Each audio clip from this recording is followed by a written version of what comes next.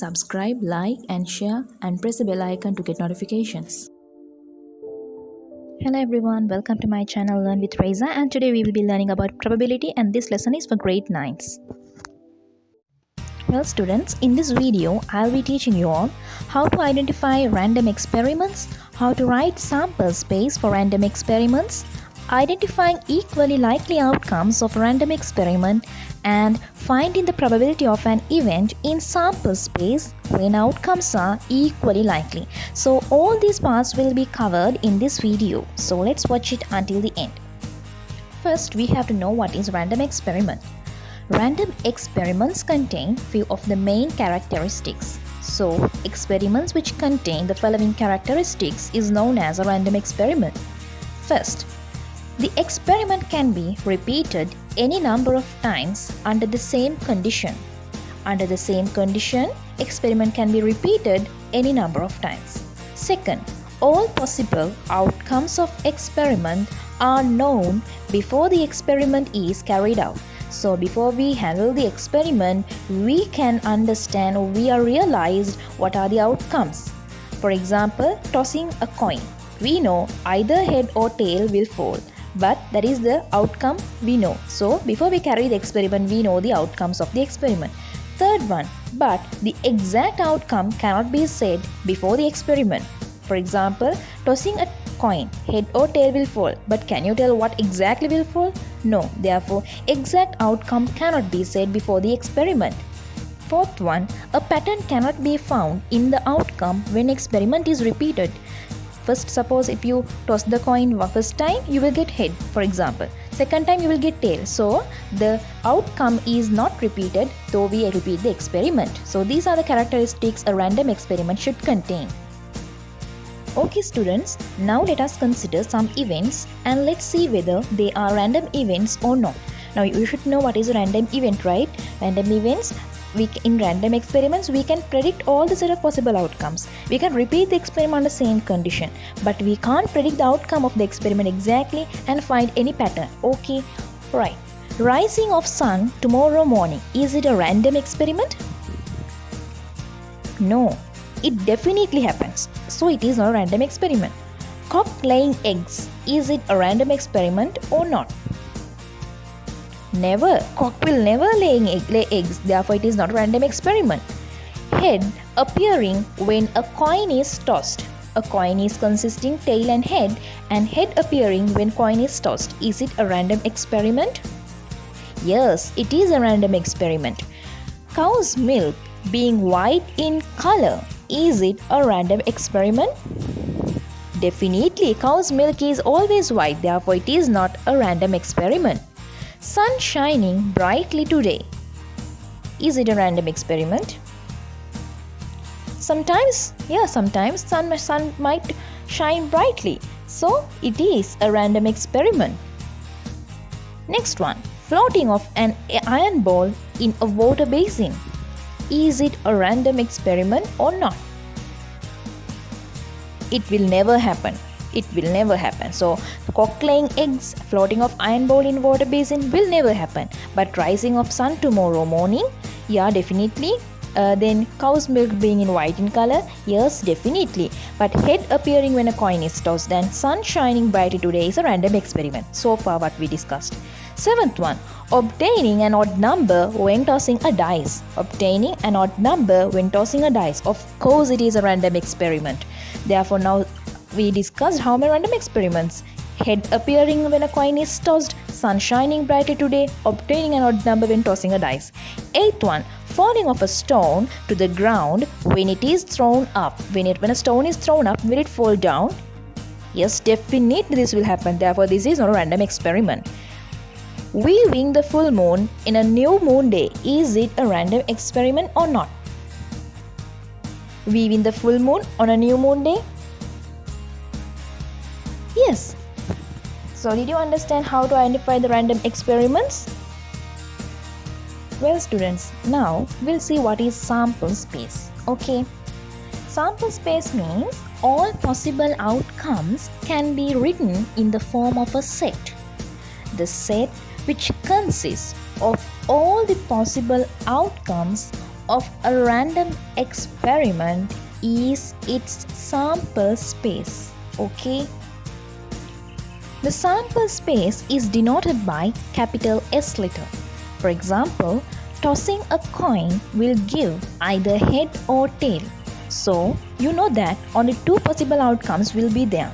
So, the sample space can be written as S equal, and within the curly bracket we have write the outcomes head, tail. So, the number of sample space can be written as n, and within bracket S, that is equal to only two possible outcomes. Therefore, number of sample space is 2. Well, let's move into the second example.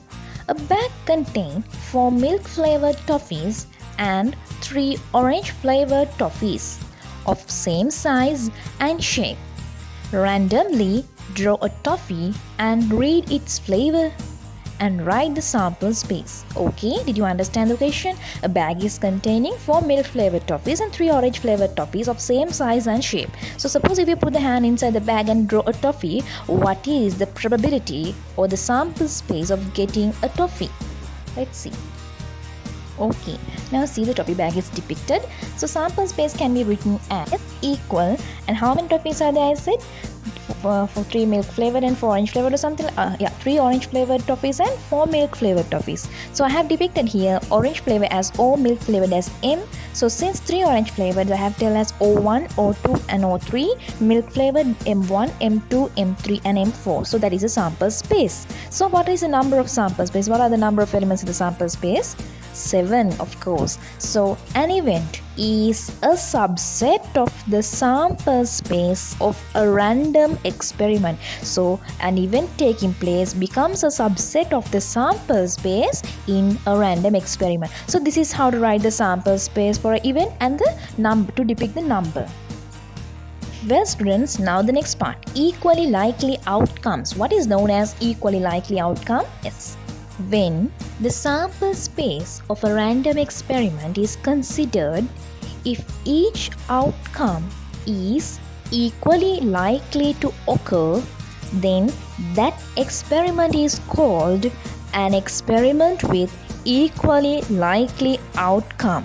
When sample space of a random experiment is considered, each outcome is equally likely to occur. Let's see this definition through an example. When an unbiased or fair coin is tossed, there is an equal chance of getting a head or tail. So unbiased means getting a fair answer, head or tail. So can you see that head or tail means what I am depicting here? Just refer to the coin. In every coin there is a head or tail. So the two outcomes will be either head or tail. So probability of an equally likely event. We are going to see what is it. Probability of a selected outcome can be found using the following equation. So probability of a selected outcome is equal to 1 upon the total number of outcomes in the sample space of a random experiment. For example, if I consider this tossing a coin, so probability of the selected outcome is 1 upon total number of outcomes in the sample space is 2, therefore 1 upon 2. Therefore getting a head is half chance or getting a tail is a half chance. So 50-50. 50% we can tell we will get a head. 50% we can tell we are getting a tail. So can you understand this is the way? So one can use this equation also to find the probability of a selected outcome. That is number of elements in the event divided by the number of elements in the sample space. So number of elements in the sample space is 2 if I consider tossing a coin. So number of elements in the event is only one chance. Okay, one outcome will be getting. So 1 upon 2 the same way. And or else we can use this as well. Here I have converted the long wordings into short letters. So if I take the event as A, probability of the event A is equal to number of elements in the event A divided by number of elements in the sample space. So you can use this short form equation to do your calculations if you know the long term of this wordings. Okay. Well students, for more clarifications, let's move to this question as well. Read the question carefully. The faces of an unbiased dice were marked 1, 2, 3, 4, 5 and 6. When it is tossed, find the probability of the following. Okay, an unbiased dice was marked with numbers from 1 to 6 and it was tossed.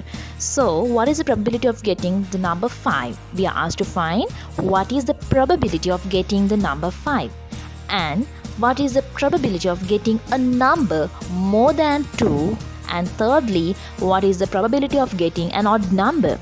Do you have any idea how to find this using the previous equations that I explained you? Okay, we'll give a try.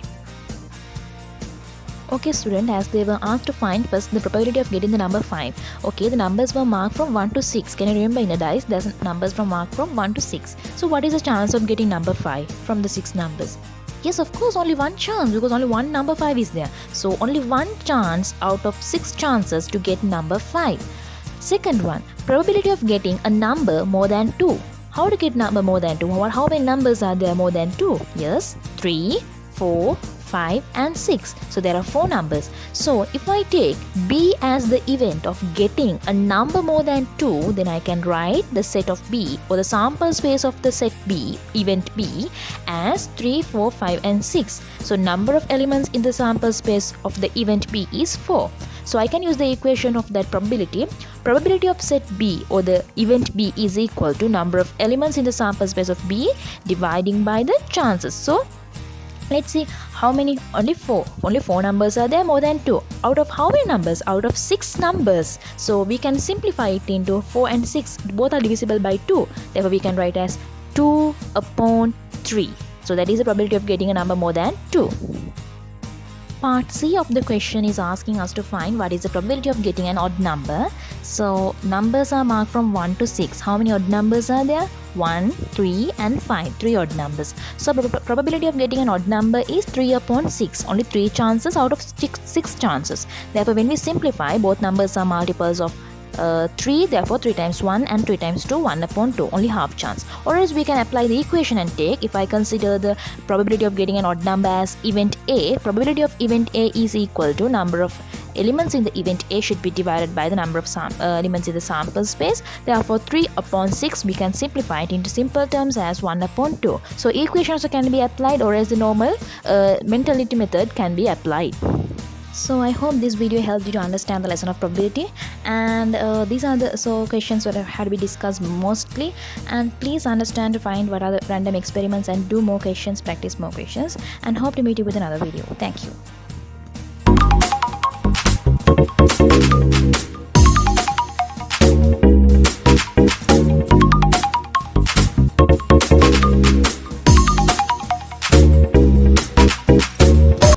Please subscribe, like and share and press the bell icon to get notifications.